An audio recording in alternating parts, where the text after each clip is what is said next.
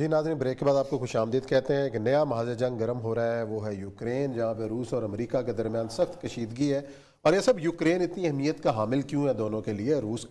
روس کے ساتھ ہی رہا ہے، اب امریکہ نے دھمکی دی ہے کھلی کہ اگر یہ ہوا تو ہم پھر حملہ کر دیں گے۔ دیکھیں 1901 سے یہ جو یوکرین ہے نا، اس میں ہے کیا ایسا؟ اس میں ہے صرف کچھ نہیں ہے۔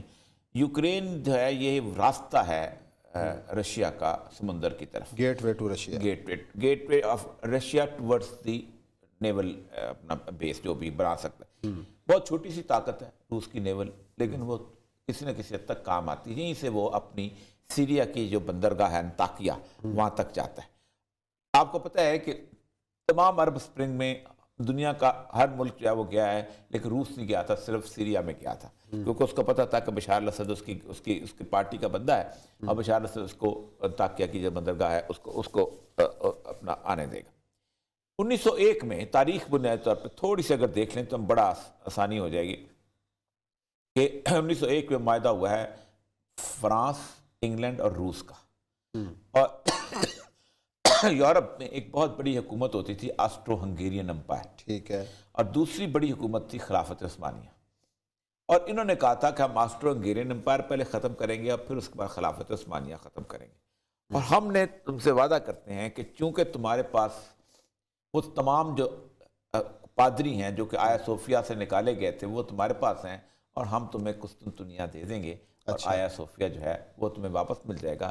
تو روس کے اندر ایک بہت بڑی ایک فرور ہوئی تھی پہلی جنگ عظیم میں، اور روس کے سب سے زیادہ فوجی جو تھے پہلی جنگ عظیم میں وہاں چلے تھے، اور پہلی جنگ عظیم میں روس نے بہت زیادہ، یہاں تک حالت یہ تھی کہ اس کے ساتھ جو کریمیا کا علاقہ ہے اور یوکرین کے قریب وہ اس نے فتح کر لیا تھا، حالانکہ وہ پولش گورنمنٹ کی دوست تھے اور سربیا اور یہ لوگ جو تھے ساتھ تھے، اس کے باوجود ناراض کر کے روس نے ان کو فتح کر لیا تھا کہ ہم قسطنطنیہ جائیں گے۔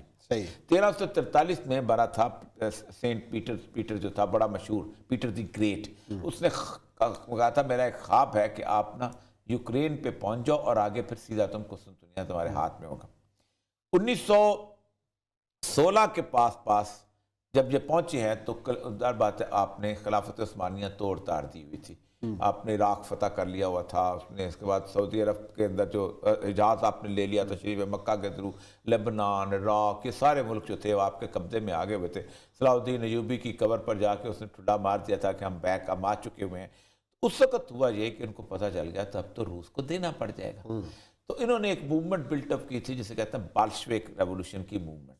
اس کا جو بانی تھا وہ ایک یہودی تھا، وہ تھا کارل مارکس، اور ساتھ اس کی اینگلز ہوتا تھا، اینگلز بھی وہی، تو اس کے ساتھ ساتھ پورے جوز، کیونکہ روس ایسا ملک تھا جس میں سب سے زیادہ جوز تھے، تو ان کو پتہ چلا کہ اب تو قسطنطنیہ اگر یہ ان کو مل گیا تو یہ تو ہمارے خلاف جوز کے تو خلاف تھے، رشین جو زار تھے یہ روس جوز کے خلاف تھے، تو انہوں نے اپنی تمام فورسز جو تھی نا اس وقت وہ ڈیورٹ کی، اور فورسز کو کہا کہ تم ساتھ دو کس کا؟ لینن کی فورسز کا، اچھا، ورنہ وہ آگے نہیں آ سکتے تھے۔ تو انہوں نے وہ علاقے پہ علاقے فتح کر دیے گئے، جن میں سے سب سے اہم ترین علاقہ جو تھا وہ یوکرین فتح ہوا تھا، کیونکہ وہ چاہتے تھے کہ یہاں جو زار کے وفادار ہیں ان کو مار دیا جائے۔ ایک شہر میں 50,000 لوگوں کو باہر نکال کے پوری لائن لگا کے ان کو گولیوں سے بھون دیا گیا، ایک دن کے اندر 50,000 لوگ جو زار کے وفادار تھے انہوں نے زار پہ قبضہ کر لیا۔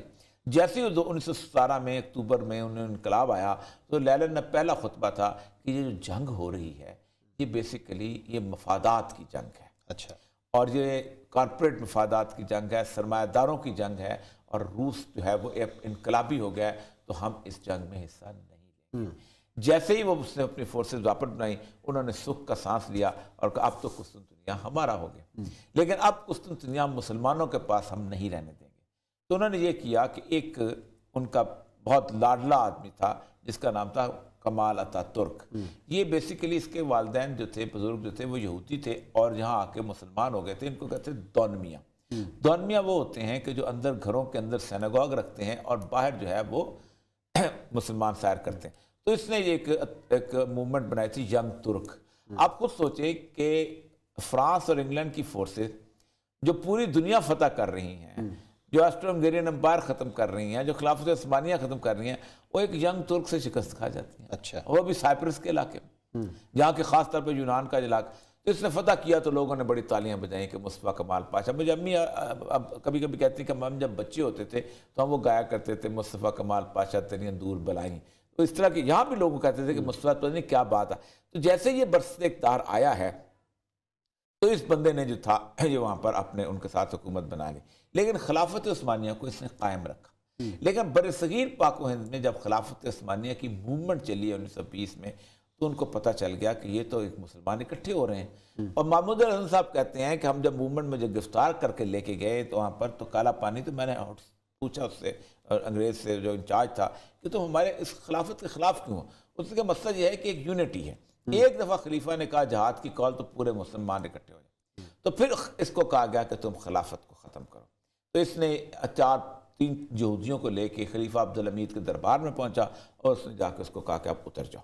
اور آپ اندازہ کریں کہ اس وقت 1924 سے لے کے ہم اسے بتا رہے تھے اس نے چھاج منع کیا, اس نے اذان ترکی میں تھی, اس نے لباس سارے کا سارا جو تھا ترکی اسلامی شناخت مٹا دی.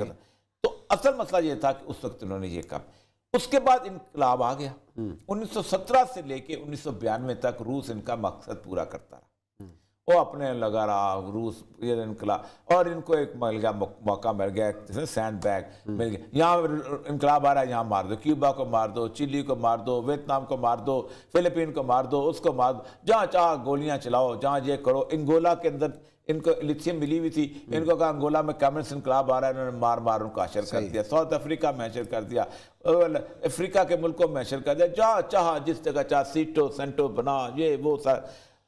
تو 92 کے اندر جب وہ روس چلا گیا تو اس کے بعد روس کو انہوں نے اس لیول پہ لے کے آ گئے کہ ہر چیز موجود تھی, کارخانے چل رہے تھے, مطلب کھیت آباد تھے, ہر چیز موجود تھی, لیکن غربت آ گئی, تباہ برباد کر دیا, اب کو قرضہ لینا پڑ گیا. لیکن پھر پیوٹن کی جو ایک بہت بڑی بات یہ ہے کہ اس نے اس کو دوبارہ سے ریوائیو کیا. اب ہوا یہ کہ انہوں نے اس کو روس کو مجبور کیا کہ تمہیں قرضہ تب دیں گے تم اپنے ان ملکوں کو آزاد کرو. تو اس نے سب سے پہلے تو مسلمان ریاستیں آزاد کی, ازبکستان, قازقستان, کرغزستان. پھر اس نے بالٹک کی ریاستیں آزاد کی, لٹویا, اسٹونیا, ایک اور بھی ہے, 3 ریاستیں بالٹک کی آزاد کی. پھر اس نے یوکرین اور وہ آزاد کی, یہ دوسری والی جو ہے کیا نام ہے, آذربائیجان نہیں کرائمیا, یہ 3 آزاد. اچھا ہوا یہ کہ یوکرین میں بیسیکلی ساری رشین پاپولیشن ہے, پرو رشین پاپولیشن, کرائمیا میں تو ہے رشینز ہیں. تو ہوا یہ کہ انہوں نے ایک طریقہ کار کیا کہ وہاں پر ایک گورنمنٹ چل رہی تھی, اس کے خلاف پاپولر اپرائزنگ کرتے ہیں. پاپولر اپرائزنگ, لیکن یوکرین میں یہ کہا جا رہا ہے کہ یہودیوں کی بہت بڑی تعداد آباد ہے, 75,000 یہودی ہیں. آج کی ہیرٹس کی خبر یہ ہے کہ جس میں آ رہا تھا کہ اگر کب کو جنگ شروع ہوتی ہے تو شپ وہاں کھڑے کر دو تاکہ یہودیوں کو ایویکویٹ کر دیں. آپ کو پتہ ہے جب 1917 میں انقلاب آیا تو سب سے زیادہ یہودی اسرائیل گئے تھے, اور اسرائیل جو ہے 1940 تک ایسے لگتا تھا روس میں ہے, کیونکہ سارے یہودی روسی بول رہے ہوتے تھے, اتنے زیادہ روسی وہاں گئے تھے. تو اب یہ ہے کہ وہاں پر یہ انہوں نے یوکرین سے ایک جو بندہ تھا نا اس کا پرائم منسٹر, وہ بھاگ گیا. فوج نے ایک اور یوکرین کا بندہ, پوری یورپ نے, پورے امریکہ نے اس نان ڈیموکریٹک آدمی کو ایکسیپٹ کر دیا, لیڈر مان لیا. روس کو پتہ چلا تو کرائمیا انہوں نے آزاد کیا ہوا تھا, انہوں نے کرائمیا پہ جا کے فوج اتار دی اور کرائمیا میں جا کے کہا کہ ریفرینڈم کراؤ. انہوں نے کہا ہم واپس روس میں جاتے ہیں. اب روس کا ایک اور پلڑا ہے. 3 دن پہلے 4 دن پہلے کی سیٹلائٹ امیجز جب آئے ہیں کہ روس نے تقریباً 1.5-2 لاکھ فوج جو ہے وہ یوکرین کے کھاتے پہ کھڑی کر دی, اور اس نے کہا کہ ہم ادھر سے یوکرین کو یہ اختیار دے دیا جو انہوں نے بائیڈن وغیرہ نے کہ تم جب چاہو نیٹو کے اندر شامل ہو جاؤ گے. جس دن وہ نیٹو میں شامل ہوگا سامنے, بالکل سامنے وہ شپمنٹ آئے گی اور وہ تمام تر میزائل وہاں فٹ ہو جائیں گے, ان میں سے نیوکلیئر میزائل بھی شامل. روس یہ نہیں چاہتا کہ اس کے دروازے کے اوپر یہ چیز وہاں پر کھڑی ہو جائے. یہ ایک وار کا میدان ہے. دوسرا وار کا میدان جو ہے وہ جس کے بارے میں ایک آج سے 8 دن پہلے ایک بہت مشہور میگزین ہے فورس, اس کے اندر ایک باقاعدہ رپورٹ جو ہے انہوں نے شائع کی ہے, اور اس کے اندر اور بہت سارے لوگوں نے شائع کی ہے کہ چائنا کے اندر اور پاکستان کے اندر ہوا یہ ہے کہ 5 اگست کا جو اقدام تھا کشمیر کو ساتھ ملانے کا, اس نے ایک ایسی کیفیت پیدا کر لی ہے کہ 70 سال میں کبھی ایسا نہیں ہوا کہ دونوں border, line of control Pakistan کی اور کشمیر کی اور لائن آف ایکچوئل کنٹرول اس کی چائنا کی اور انڈیا کی, دونوں گرم ہو جائیں. یہ کبھی اکٹھے نہیں ہوئے آج تک. وہ ہوتا تھا گرم تو یہ سرد ہوتا تھا، یہ سرد ہوتا تھا وہ. اس نے یہ کہا ہے کہ 2022 کے اندر صورتحال یہ ہونی ہے کہ ایک وہاں پر موومنٹ ہے اپنا پیپلز لبریشن آرمی. یہ بیسیکلی ہے بیسیکلی ناگالینڈ کی NCSC ہے، یہ ہے اس کے نیچے وہ جو علاقہ ہے اروناچل پردیش، اس کی یہ موومنٹ ہے.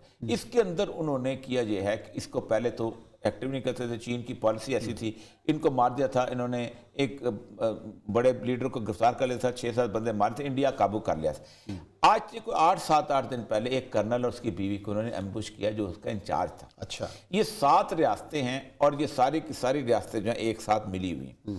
ان ساروں میں کوئی بھی انڈیا بولنے والا نہیں، بولنے والا ہندی بولنے والے سارے اس طرح کے ہیں، وہ جیسے چینی ہوتے ہیں یا بنگالی ہوتے ہیں، آسام بھی اس میں شامل ہوتی ہے 8ویں. یہ سارے کے سارے جو ہیں وہاں پر انہوں نے موومنٹ شروع کر دی ہے اور خطرہ شروع ہوا ہے. ایک BBC کی ڈاکومنٹری پرسوں آئی ہے، اس نے تاؤ ایک ولیج ہے وہاں گیا ہے، اس نے کہا ہولانگ کی چھاؤنی میں ایسے لگتا ہے کہ انڈیا کی تقریباً 10% فوج وہاں پہنچ چکی ہوئی ہے. موومنٹ نظر آئی ہے، ساری رپورٹ بھی ہوئی ہے. اب کل یہ ہوا ہے کہ انہوں نے وہ آبشار جو تھی جس کو زولنگ کہتے ہیں، جن کو جوسی تسر کہتے ہیں، اس کو انہوں نے فتح کر لیا ہے PLA. اب چائنا اس وقت لڑ رہا ہے پراکسی وار. یہ پورے کے پوری 7 ریاستیں ایک چھوٹی سی پٹی ہے جس کو کہتے ہیں سلگری کوریڈور. سلگری کوریڈور صرف تقریباً کوئی 30 کلومیٹر کے قریب کا یا 22 کلومیٹر کا، ایک توپ کھڑی ہو جائے تو پورا راستہ بند ہو جاتا ہے. تو چائنا چاہتا ہے کہ اس کو کم سے کم اس کو کاٹ دیا جائے. یہ ایک لائن ہے جس کو کہتے ہیں میکموہن لائن. میکموہن لائن وہ تھے، اس نے تبت والوں کے ساتھ مل کے ایک ایگریمنٹ کیا تھا میکموہن نے 1914 میں، اور وہ ایک لائن بنا دی تھی. 2 لائنیں انگریز نے بنائی تھی، ایک ڈیورن لائن، ایک میکموہن لائن. ایک وہاں پر جو پورا علاقہ تھا نا جو آسام وغیرہ، اس کو کہتے ہیں نارتھ ایسٹرن، جیسا نارتھ ویسٹرن پروونس جو تھا، ٹھیک ہے، NWFP نارتھ فرنٹیئر پروونس، اس کا نارتھ ایسٹرن فرنٹیئر پروونس. اچھا، تو یہ وہ نارتھ ایسٹرن تھا، یہ نارتھ ویسٹرن. وہ ایسٹرن پروونس میں یہ ساری ریاستیں آتی تھیں اور جان بوجھ کے اس نے اپنی اس کی وجہ سے اس نے رکھی ہوئی تھی. اصل مسئلہ یہ ہے کہ اب کسی بھی وقت وہ کہتے یہ ہیں کہ ہوگا کیا، ہوگا یہ کہ چائنا دونوں گرم کرنا چاہتا ہے. لداخ والا یہاں سے شروع ہوگا اور وہاں سے وہاں شروع ہوگا، اور انڈین آرمی جو ہے وہ بٹ جائے گی دونوں حصوں، اور دیٹس امپاسبل. اور وہ کہتے یہ ہیں کہ یہ برف باری کے دوران ہی ہو سکتا ہے، کیونکہ چائنیز جو ہیں وہ عادی ہیں اور انڈین فوج. اسی لیے بھارت نے پیشکش بھی کی ہے پاکستان کو سیاہ چین سے وڈرا کر لو، تاکہ ایک محاذ ہمارا تھوڑا سا کم ہو جائے. چلیں ناظرین، پروگرام کا وقت یہاں ختم ہوتا ہے. کل انشاءاللہ پھر ملاقات کریں گے کچھ نئے موضوعات کے ساتھ. اپنا بہت خیال رکھیے گا. اللہ حافظ.